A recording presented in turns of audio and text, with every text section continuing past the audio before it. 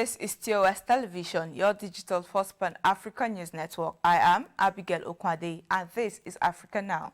For the second time in 6 months, Ugandan President Yoweri Museveni has appointed his son Muhoozi Kainerugaba, the commander of the Army's land forces.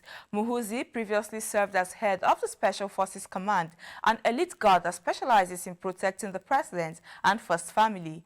Muhoozi is seen by many as a candidate to succeed his father should he elect to retire after being president for close to 4 decades.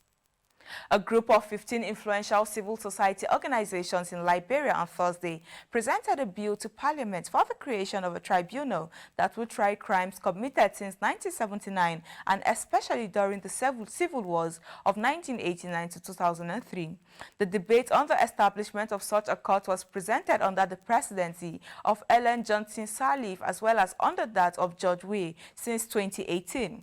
The Senate, only just responding in its letter, which was made public, recommends that the President, as one of the recommendations of the final report of the Truth and Reconciliation Commission, make a formal apology on behalf of the state to the thousands of victims and the Liberian people in general for the role the state played in the long conflict.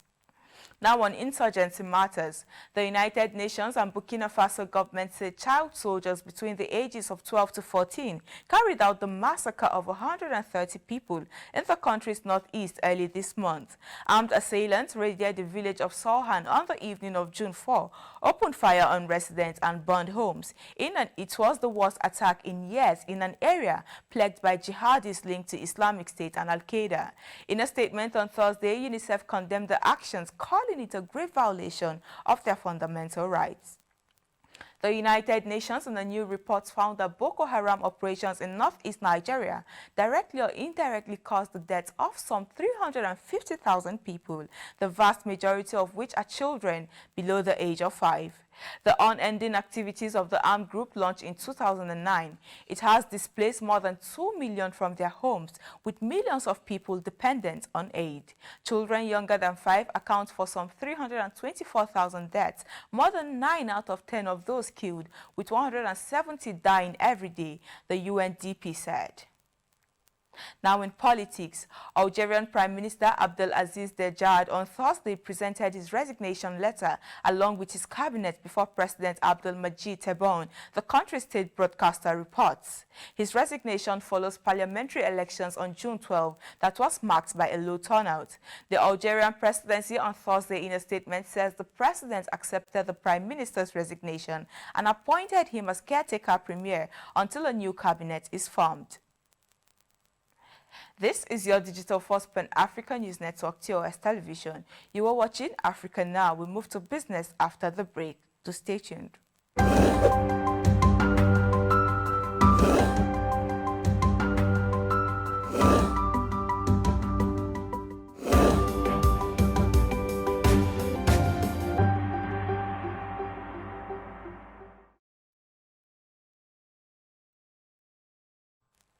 Welcome back. In business, the International Airport Transport Association says Africa's aviation sector will have to wait for revenues to rise to recover from pre-COVID levels. It may be for another 2 years, it said.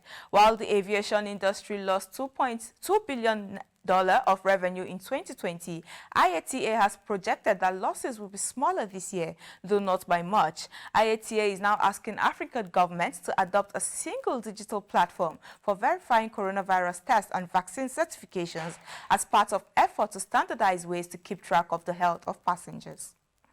Various reforms put in place in the coffee sector through the Coffee Bill 2021 in Kenya is seemingly bringing back the commodity's lost glory. Data from the Nairobi Coffee Exchange shows coffee prices at the auction opened 2021 on a high note. This saw coffee earnings grow by 92% at the end of February 2021 compared with the corresponding month last year as good price. Kenya has one of the best coffees in the world, highly sought for. Now to Nigeria, where Nigeria's total debt between the federal government and states rose to 33.11 trillion naira as of March 31, 2021, according to the National Bureau of Statistics.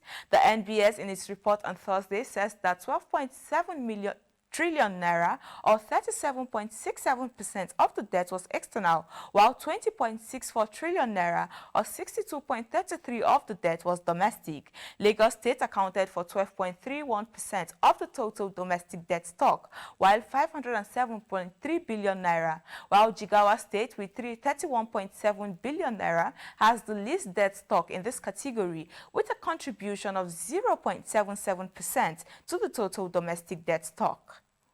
Now away from business, Evelyn Joshua, wife of the late Nigerian pastor and founder of the Synagogue Church of All Nations, TB Joshua, has been declared head of the church by elders in the religious organization.